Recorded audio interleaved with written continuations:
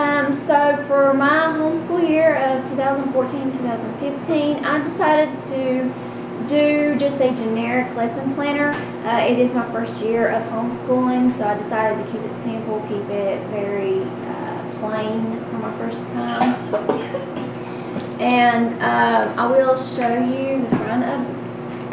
Here's my lesson planner. I got this at Barnes & Noble. I paid like $13 and something for it, but I do have a membership from Barnes & Noble, so I got mine a little cheaper. If you don't have the Barnes & Noble membership, it'd probably be like $14 or something like that. But it's $14.95 at Barnes & Noble, but I paid like $13 or something, $12, $13, something like that.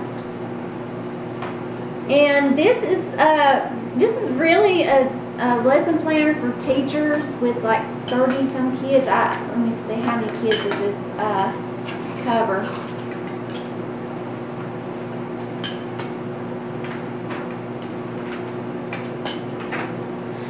This lesson planner covers 36 kids. I only have 2 in my homeschool, so really this is more than I really need, but I'm glad to have that extra space just in case because I do write big and I may need extra writing space for myself.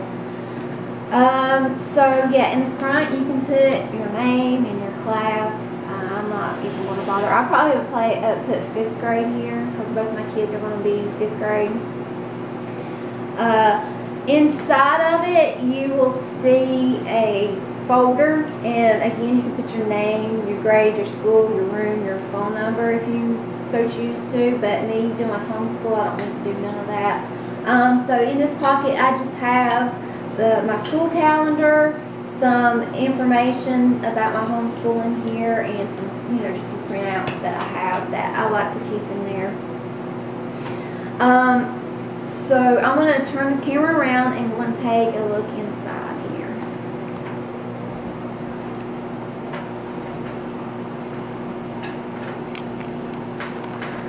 Alright, so here is the cover page, I guess you can say, of the lesson planner. Some of this stuff I'm not going to be using. I'm going to be tearing it out because, again, I'm a homeschooler. I'm not a teacher of 36 kids or anything, so I don't need a lot of this stuff.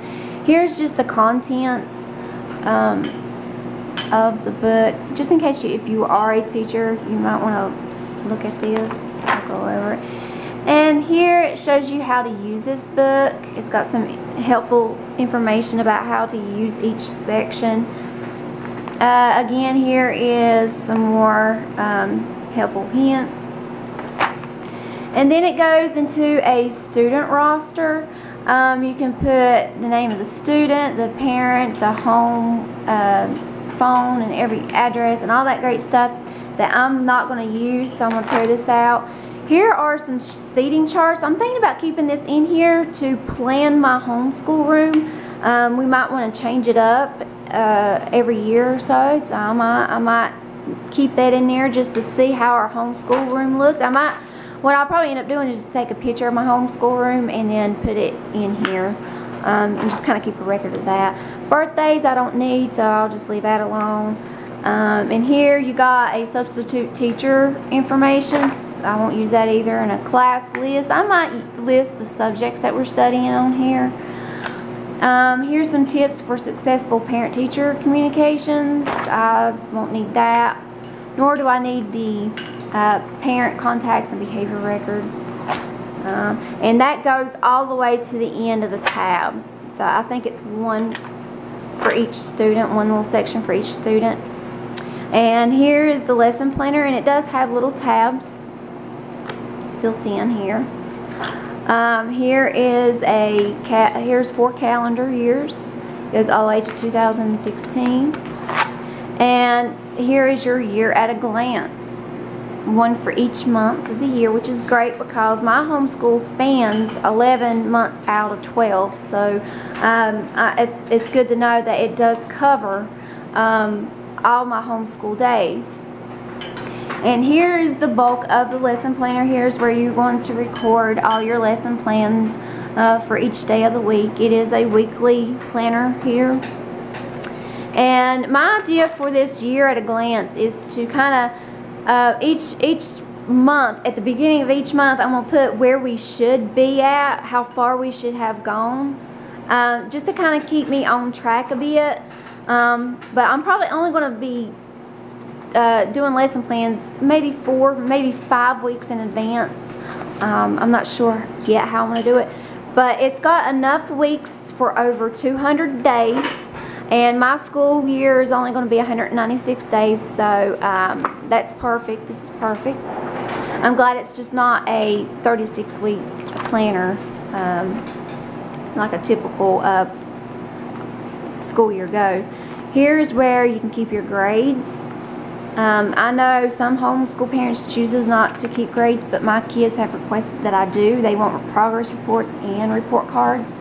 My kids has been to public school before, so like I said, this is my first year teaching homeschooling. They're used to seeing their progress like that, so we're going to keep it this way. So here, there's plenty of room to keep grades. I have more than enough room to keep grades. And the great thing about this is it's perforated. Oh gosh, I don't know if you can see that. I'm going to try to. There we go. It's perforated. So, like my kids want a little progress report, I probably will use this, just tear it out, and they can see how many days they were absent, their daily average, their test average, and their subject average, and a little summary here, I guess. I don't know what I can write there, but I'll try. But that could be an idea that I could do to kind of show them their progress and their subjects. And here is just a reference page section. It talks about the national standards, which I like. Keep us on track with what other kids are doing. It has language arts and math, and it looks like it's it, just language arts and math. Here's weights and measurements, the countries and their capitals, commonly misspelled words, I like that, and the presidents of the United States, goes into all of them. And in the back here is our United States map of the state with their state capitals. And in the back it does have a pocket. Here I keep a printed copy of my state's homeschool laws, what they require from me. So I keep that back here just to remind myself. And here is just an emergency first aid tips and hints and stuff, what to do in certain situations, which is also nice. But that's it. It's very simple, very plain. I decided to keep it this way for my first year of homeschooling. There are lesson planners out there that are more geared towards homeschool parents, where they have progress reports and report cards in them and stuff. I just decided to keep it simple my first year because I'm not sure exactly what I'm going to be needing. So that's the main reason why I have it simple here. So I hope you enjoyed this video. If you're interested in why I'm homeschooling and all that stuff, I'll post a link to those.